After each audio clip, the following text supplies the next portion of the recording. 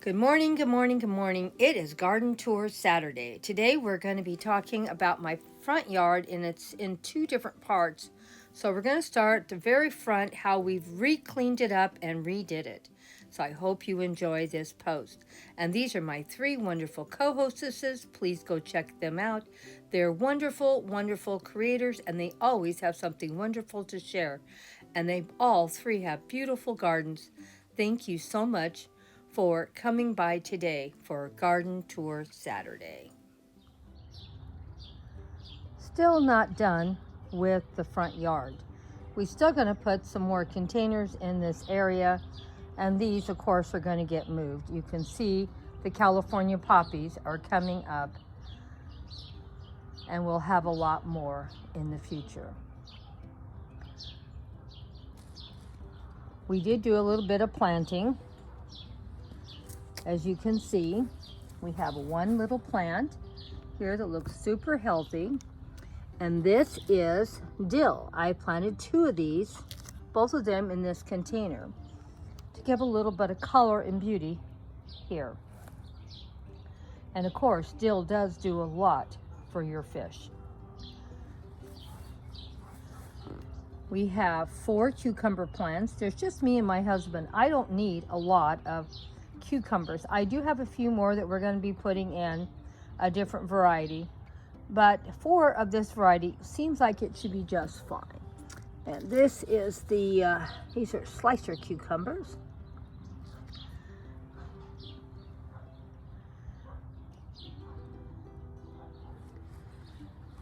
And I was very lucky to get 2 tomatoes, and these are both Cherokee purples. And here is and these are really good tomatoes. I have had them and they're very hard to find, so when I was able to find some, I bought 2 of them. Here's one, and here is the other. And remember, I put a walkway into this garden, and I have both tomatoes right next to my entry. These are some flowers I put in, and here is my other dill plant. So it's not a lot, but at least it's something we have put in. We still have a little more grass and weeds to pull out of this area, but we've done a lot of progress. And then of course, we have our wonderful sunflower that I didn't plant. It was probably from one we had last year, and its seed dropped. And then of course, here is Grandma's favorite fire plant. We have some plants over here that have come back alive that went to sleep for the winter. And we cut back these grasses so it'll look a lot prettier too. I just put the tomato cages here to get them out of the way. So we'll see what we have here and what color daylilies I have. These plants were all trimmed up and made nice and tidy.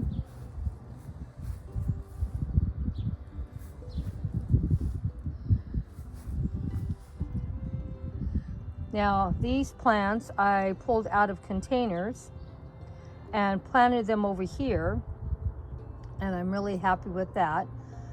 These beautiful plants here, they're in containers, so they may be moved somewhere else. But I do like the idea of having something else in here, so I may bring something else over here and plant sometime this year or next. I have another plant back over there. It did just get put in the ground. We took that out of a container too. This is in a little container, and it'll probably get moved. It's just there for temporary. So I was trying to see what I need to put this, make it look fuller and better. So some of these plants are just here to just share with me my own mind. What do I think I really want here? What would make this area better? We're going to fill this whole area in this coming year. I'm going to empty a lot of containers. I have quite a few daylilies in containers. We're going to move them over to this area and fill it in this coming year. I bought a new container. I try to buy 1 or 2 containers every payday. and we have 52 weeks, so that means at least 52 containers to maybe 100 new containers this year. Grandma's getting older, she's getting harder for her to do stuff. We're going to make everything container gardening here. There will be some plants in the ground, like my daylilies, but most of my plants are going to start going into containers, and that's what this bag here is for, to plant that one up. I haven't done it yet. We still have a few more weeds, so you're going to probably see some, but we're getting them out slowly but surely. This plant here, I've had it, I don't know, maybe 6 years now, I don't know. But you can see it's pretty full. Oops, I want to get all my shadow here. Now I'm going to have to walk down. And you can see there's a lot of little white flowers coming up. Probably in another week, it's probably going to be almost solid white flowers, because you can see there's a lot of white flowers here now. And we were just down here a few days ago, and there was just like one or two. And I'll be putting some fairy gardens together down here in the next couple of weeks, so you'll get to see a lot more of this area. This doesn't look like it, but this is a very dense ground cover, so my fairy houses actually can set on top. They're not going to sink into this plant. It's a very strong plant, and it looks delicate, like it couldn't handle much. Last year it got attacked by gophers and it destroyed a lot of it, but see, it's already come back. It's a fighter. I'm not gonna let those gophers take over my yard. Now let's go talk about gophers. I want to show you the mess they're making. I don't know if you can believe it, but all this dirt is not because the plants weren't watered and weren't taken care of. All this dirt is from gophers. Yeah, gophers. Look at that, 2 new piles, 3 new piles. And this whole area has been in one pile after another. I need to take care of this problem. But you can see I'm being invaded by gophers. Now, don't get me wrong, they've already made it to the yard. I just wanted to show you how bad they are out here and what a gopher or a family of gophers can do to your garden or your yard. And it's getting very hard for me to dig up my yard to get to these guys because of my own health. So we'll see what we're going to do. That's why I'm going to be doing a lot more container gardening, because it's very hard to get rid of gophers.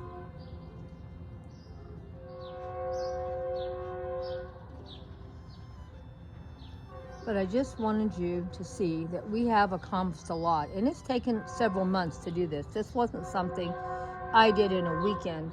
This was probably at least 2 months, and not counting that I still need to buy a lot more plants. And this whole area here where it's sort of open, you're going to see a lot more plants in that area, and you're going to see a lot more containers. That's my first one right there that I've managed to buy to put in here, but this will be one of many. There'll probably be maybe every Saturday when we do our garden tour, you'll see at least maybe 1 new container over in that area. Here I have a few more containers I might buy or move into it, because we have quite a bit of space back here. But the problem is I want to be able to get to these containers where I have cucumbers and my tomatoes. So I'll probably put a few more food containers down here, maybe 2 or 3 more. And I don't know, maybe I'll just put some flowers or something at each end also to give a little more color to this. But I probably am going to leave this open at the back where I can pick my tomatoes for this year. This area, I have a lot more containers, and I've moved a lot from the back, and I have bought some new ones in here.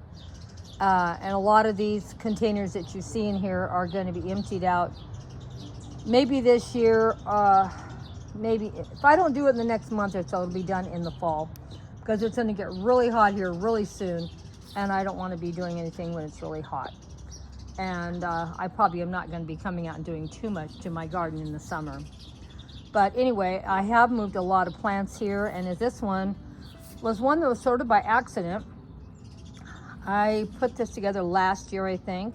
There was a little miniature rose, and I thought it died, but you know, I never pull anything out because until it's been a year, because a lot of times things you think that died maybe went to sleep, or they some roots are still alive in there, but the top of the plant's dead.